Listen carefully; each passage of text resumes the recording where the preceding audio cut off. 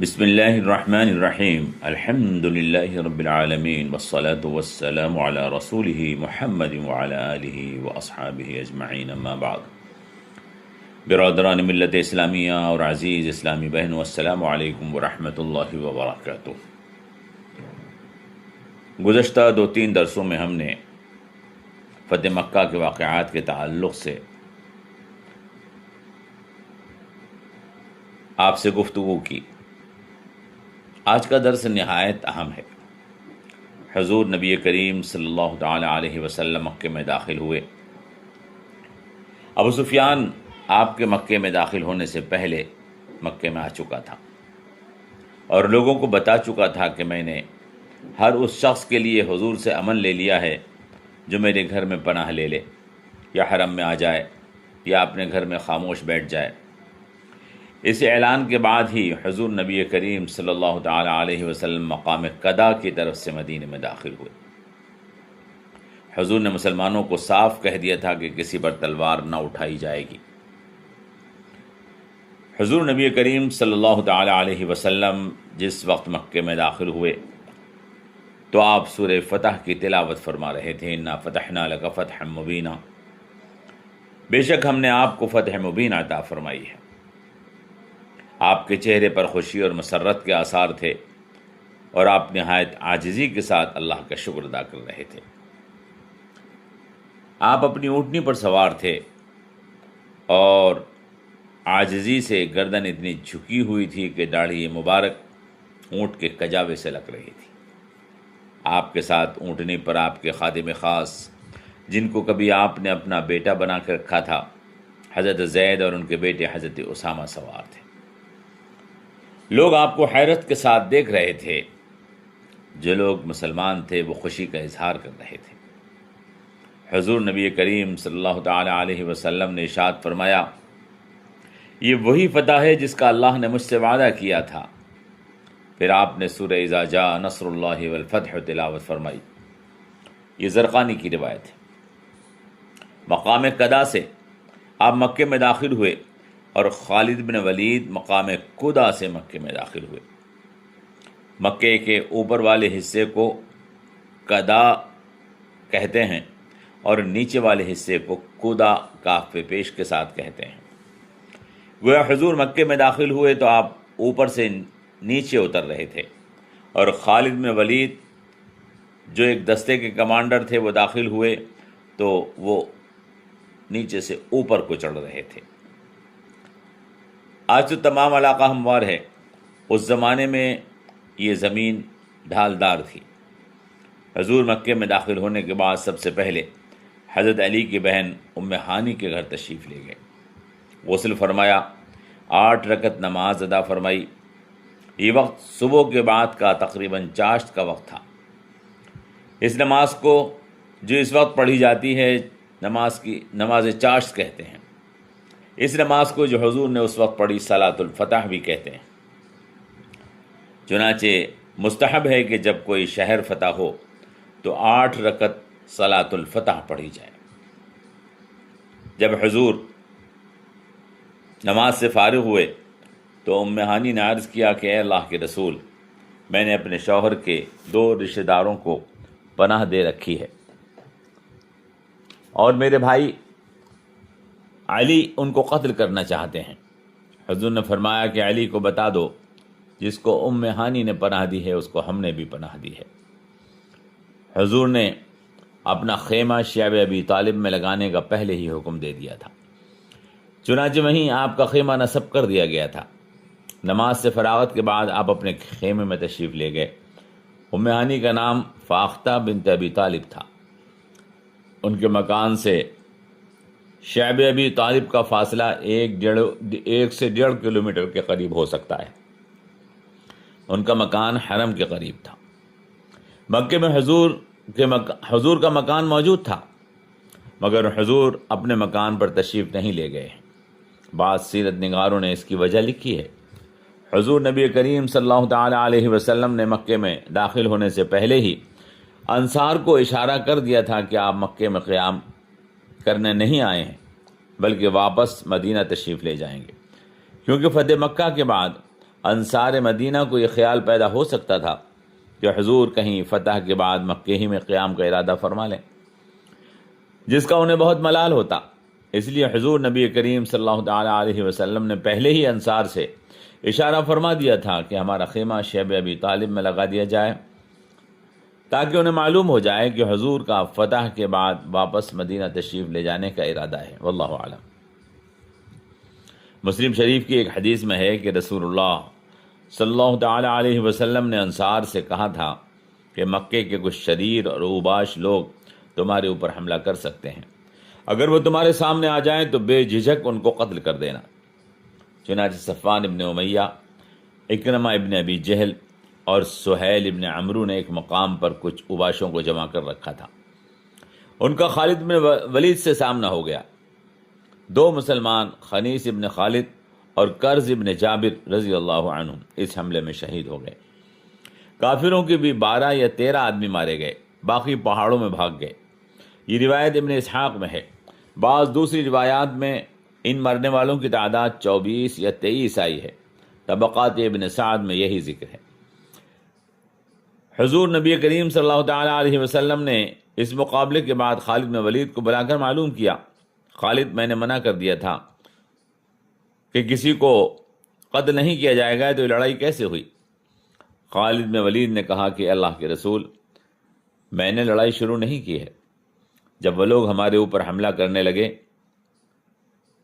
تو سوائے اس کے کوئی موقع ہی نہیں تھا کہ مقابلہ کیا جاتا۔ حضور نے ارشاد فرمایا کہ اللہ خیر کا فیصلہ فرمائے۔ یہ جملہ فتح الباری میں ہے۔ اس کے بعد اور کوئی حادثہ پیش نہیں آیا اور تمام حالات پرسکون ہو گئے اور کوئی مسلمانوں کے مقابلے پر نہیں آیا۔ جب سکون ہو گیا تو حضور نبی کریم صلی اللہ تعالیٰ علیہ وسلم حرم میں واپس تشریف لائے، کعبے کا طواف کیا۔ وہاں جگہ جگہ بت رکھے ہوئے تھے۔ بعض روایات میں ان کی تعداد 360 تک آئی ہے۔ گویا ہر روز کا ایک نیا خدا، معبودوں کی گویا ایک منڈی تھی۔ بیچارے عام لوگ ہر روز نئے خدا پر چڑھاوے چڑھاتے تھے اور اپنی محنت کی کمائی جو اپنے بچوں اور ان کو اپنے لیے تھی، پجاریوں کو دے کے آ جاتے تھے۔ وہ حیران اور پریشان تھے کہ ان سینکڑوں معبودوں میں وہ کون سا ہے جس نے ہمیں اور کائنات کو پیدا کیا ہے، جس کی عبادت ہمیں کرنی چاہیے، جس سے ہمیں مدد حاصل ہوگی اور جس کی عبادت کر کے ہم نجات حاصل کر سکتے ہیں۔ 360 خدا، روز کا نیا خدا۔ حضور نے اپنی ایک چھڑی سے یہ سارے بت گرا دیے اور فرمایا جاء الحق وزحق الباطل ان الباطل کان زہوقا۔ حق آ گیا اور باطل مٹ گیا، اور باطل تو مٹنے ہی کے لیے ہوتا ہے۔ بعض لوگوں نے اس حدیث کو ضعیف کہا، لیکن دوسرے محدثین نے طبرانی کی سند کو صحیح کہا ہے، جو حضرت عباس سے روایت ہے۔ ایک روایت جس کو مجمع الزوائد نے نقل کیا ہے، اس میں آیا ہے کہ یہ بت زمین پر سیسے چپکے ہوئے تھے۔ حضور نبی کریم صلی اللہ تعالیٰ علیہ وسلم نے اس کے بعد عثمان بن طلحہ کو بلایا۔ ان کے پاس خانہ کعبہ کی چابی تھی۔ چابی لے کر خانہ کعبہ کو کھولا گیا۔ اندر تصویریں اور بت تھے، ان کو صاف کروایا گیا۔ خانہ کعبہ کو زمزم کے پانی سے دھویا گیا۔ اس کے بعد آپ نے خانہ کعبہ کے اندر نماز پڑھی۔ خانہ کعبہ کے ہر کونے میں تکبیر اور تحمید، اللہ اکبر، الحمدللہ، سبحان اللہ وغیرہ کے الفاظ آپ نے کہے۔ اس تمام وقت میں خانہ کعبہ کے اندر حضور کے ساتھ حضرت بلال اور حضرت اسامہ موجود تھے۔ پھر کعبے کا دروازہ کھولا گیا، حضور باہر تشریف لائے۔ پوری مسجد حرام میں لوگ جمع تھے اور منتظر تھے کہ اندر سے باہر آ کر حضور نبی کریم صلی اللہ تعالیٰ علیہ وسلم کیا حکم فرماتے ہیں۔ ان میں مسلمان بھی تھے اور وہ بھی تھے جو خانہ کعبہ کے اندر اپنی جان کے امان میں پناہ لیے ہوئے تھے۔ یہ رمضان المبارک کا 20واں دن تھا۔ آپ خانہ کعبہ کے دروازے پر ظاہر ہوئے۔ خانہ کعبہ کی کنجی آپ کے ہاتھ میں تھی۔ تب آپ نے خانہ کعبہ کی چوکھٹ پر کھڑے ہو کر خطبہ دیا۔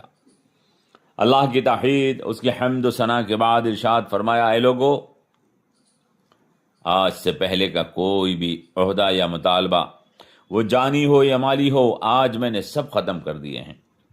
البتہ خانہ کعبہ کی دربانی اور حاجیوں کو پانی پلانا یہ عہدے برقرار رہیں گے۔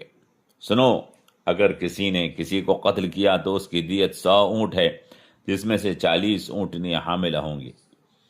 اے لوگو، اللہ نے جاہلیت کے غرور اور تکبر کو ختم کر دیا ہے۔ تم سب آدم کی اولاد ہو اور آدم مٹی سے بنے تھے۔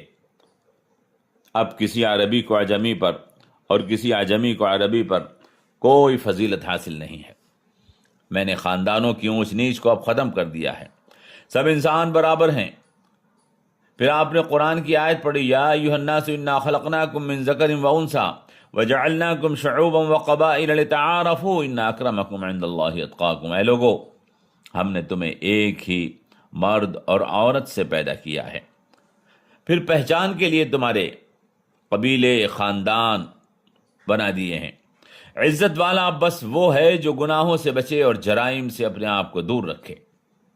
پھر حضور نے پوچھا، اے قریش کے لوگوں، تمہارا کیا خیال ہے؟ آج میں تمہارے ساتھ کیسا سلوک کروں گا؟ قریش کے لوگ بولے، اے محمد، تم بہت شریف ہو اور عزت والے ہو اور ہمارے بھائی ہو۔ انت اخ کریم، تمہارے باپ دادا بھی شریف اور عزت والے ہمارے بھائی تھے۔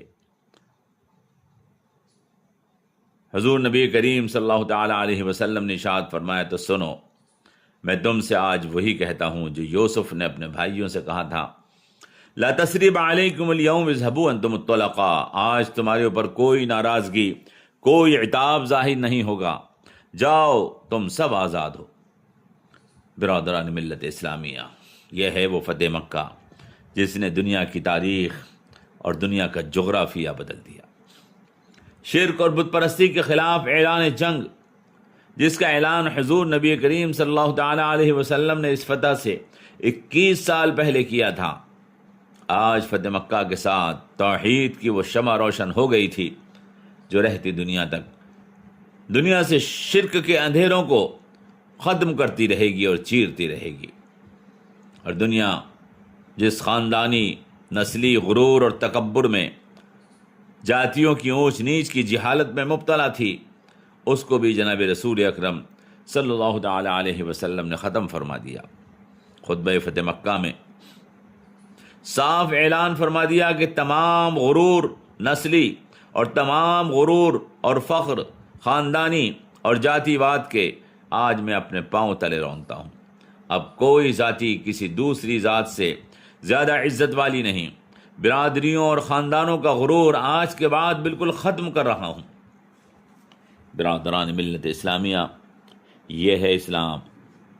شرک، بت پرستی اور مصنوعی بنائے ہوئے خداؤں کی غلامی سے انسانوں کو نجات دلانا، اور نسل پرستی، جاتی واد، برادریوں کی اونچ نیچ اور خاندانوں پر فخر و غرور اور تکبر، ان سب امتیازات سے، ان تمام ذلتوں سے انسانوں کو نجات دلانا، تمام انسانوں کو برابری کے حقوق دلانا، یہ ہے اسلام۔ اللہ سے دعا کیجئے وہ ہمیں درست اسلام کو اختیار کرنے کی توفیق عطا فرمائے۔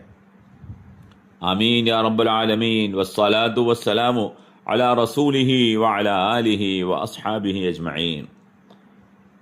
والسلام علیکم ورحمۃ اللہ وبرکاتہ۔